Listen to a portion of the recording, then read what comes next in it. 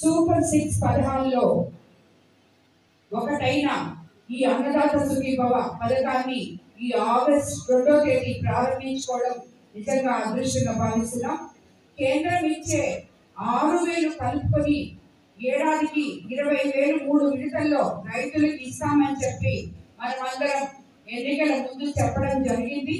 చెప్పిన మాట ప్రకారం మొదటి విడతగా రాష్ట్ర ప్రభుత్వం 5,000, కేంద్ర ప్రభుత్వం 2,000 కలుపుకొని 7,000 రైతులకి ఈ అన్నదాత సుఖీభవలో ఖాతాల్లో వేయడం జరుగుతుంది. ఈ పథకం ద్వారా మొత్తం 46,85,838 మందికి లబ్ధి కలిగింది.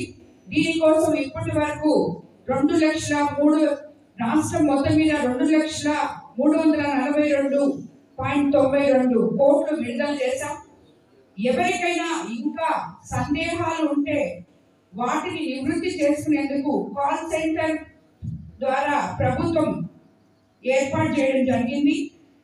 155251 అనే ఒక టోల్ ఫ్రీ నంబర్ కి ఫోన్ చేసి మీకు ఎవరికన్నా ఇప్పుడు చెప్పిన విధానం బట్టి రాకపోతే పరిష్కారం కూడా పొందొచ్చు. తెలుగుదేశం జెండాలోనే మనకి నాగలి గుర్తుంది.